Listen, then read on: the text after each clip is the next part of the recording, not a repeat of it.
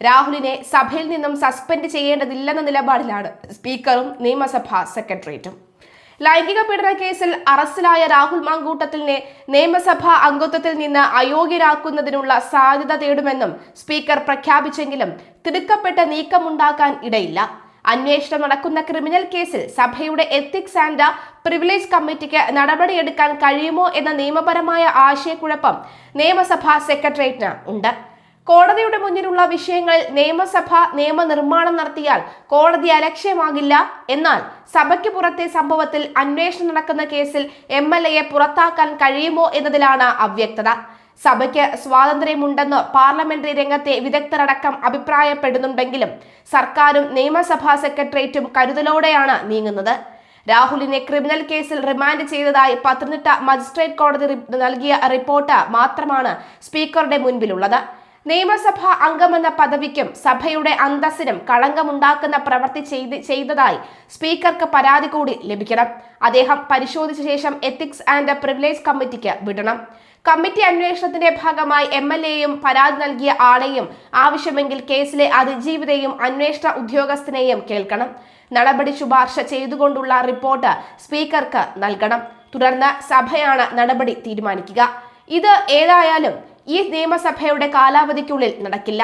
നിയമസഭാ അംഗമെന്ന നിലയിൽ അവകാശ ലംഘനമുണ്ടായെന്ന MLAയുടെ പരാതിയാണ് പൊതുവെ കമ്മിറ്റിക്ക് മുന്നിൽ ലഭിച്ചിട്ടുള്ളത്.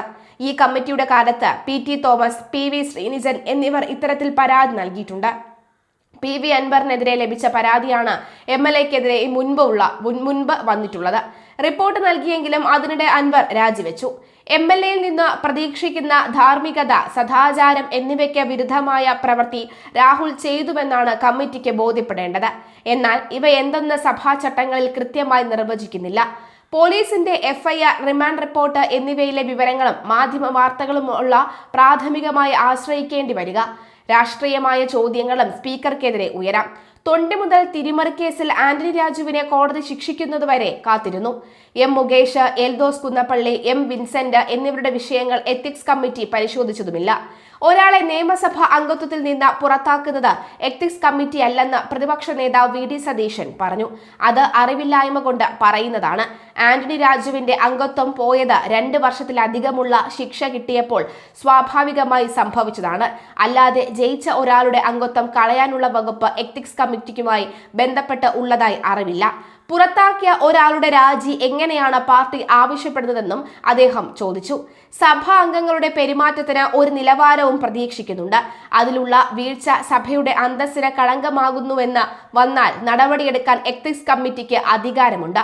പോലീസ് അന്വേഷണം തടസ്സമല്ല എന്നാണ് ലോക്സഭ മുൻ സെക്രട്ടറി ജനറൽ PT ആചാര്യ പറഞ്ഞത്.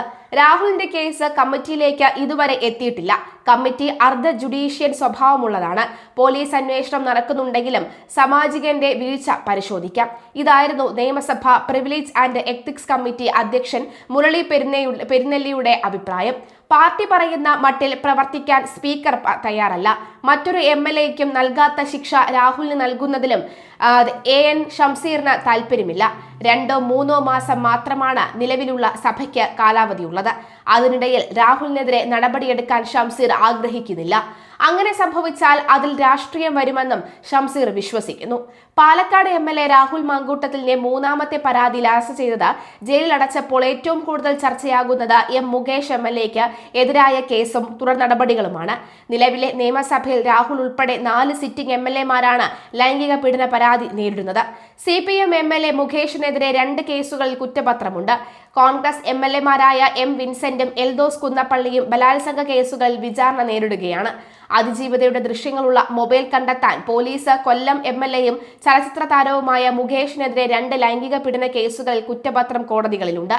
കൊച്ചിയിലെ നടിയുടെ പരാതിയിൽ ജാമ്യമില്ലാ വകുപ്പുകൾ അനുസരിച്ച് മരട് പോലീസാണ് കേസെടുത്തത്. സിനിമയിൽ അവസരം വാഗ്ദാനം ചെയ്ത് ഹോട്ടലിൽ എത്തിച്ച് പീഡിപ്പിച്ചു എന്നാണ് നടിയുടെ മൊഴി.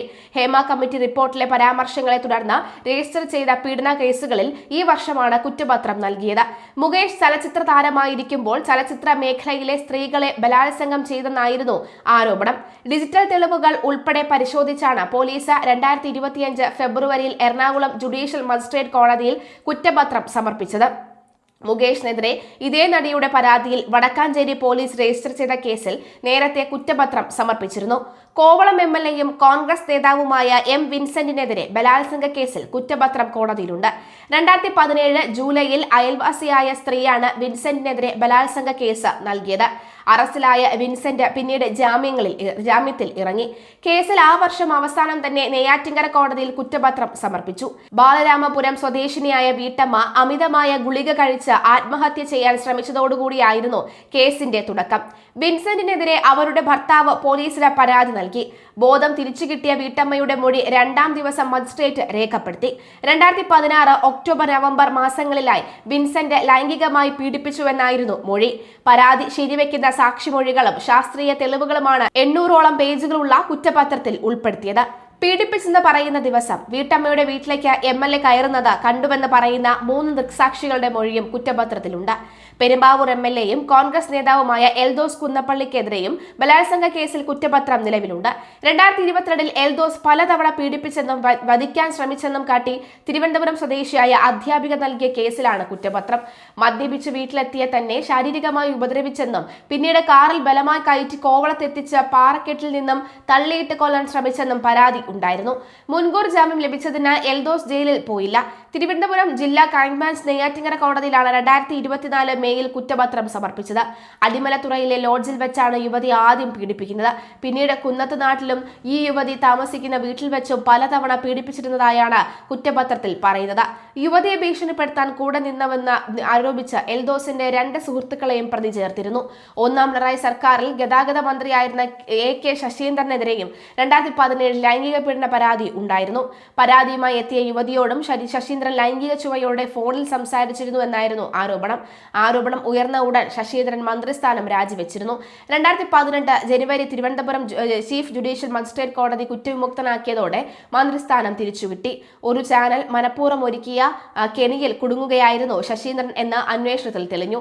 ഇതിന്റെ അടിസ്ഥാനത്തിൽ ചാനൽ മേധാവി അടക്കമുള്ളവർക്കെതിരെ കേസ് എടുക്കുകയും ചെയ്തു. മുൻ MLA PT കുഞ്ഞമുഹമ്മദിനെതിരെ 2025 അവസാനത്തോടെ ലൈംഗിക പീഡന പരാതി ഉയർന്നു. സംവിധായിക നൽകിയ പരാതിയുടെ അടിസ്ഥാനത്തിൽ അദ്ദേഹത്തെ അറസ്റ്റ് ചെയ്ത ജാമ്യത്തിൽ വിട്ടു. കേസിന്റെ അന്വേഷണം തുടരുകയാണ്. തിരുവനന്തപുരത്തെ രാജ്യാന്തര ചലച്ചിത്രോത്സവത്തിലേക്കും മലയാള ചലച്ചിത്രങ്ങൾ തിരഞ്ഞെടുക്കുന്നതിനുള്ള കമ്മിറ്റിയുടെ അധ്യക്ഷനായിരുന്നു PT കുഞ്ഞമുഹമ്മദ് എന്ന ഇതുമായി ബന്ധപ്പെട്ട യോഗത്തിന് എത്തിയപ്പോൾ ചലച്ചിത്ര അക്കാദമിയുടെ അതിഥികളാണ് കുഞ്ഞമുഹമ്മദും കേസിലെ പരാതിക്കാരിയും നഗരത്തിലെ ഹോട്ടലിൽ താമസിച്ചത്. ഹോട്ടൽ മുറിയിൽ വെച്ച് സമ്മതമില്ലാതെ ശരീരത്തിൽ കടന്നുപിടിച്ചെന്നും അപമാനിച്ചെന്നുമാണ് പരാതി. എന്നാൽ ഇവർക്ക് എതിരെ ഒന്നും രാഹുലിന് ഉണ്ടായതുപോലെയുള്ള അനുഭവങ്ങൾ ഉണ്ടായിട്ടില്ല.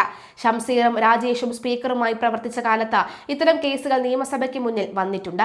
പോലീസിന്റെ കേസ് അന്വേഷണത്തെക്കുറിച്ച് നിയമങ്ങൾ ചൂണ്ടിക്കാട്ടി മുൻ DGP TP സെൻകുമാറിന്റെ പ്രതികരണം വന്നതോടുകൂടിയാണ് നടപടി വേണ്ടെന്ന തീരുമാനം സ്പീക്കർ എടുക്കുന്നത്.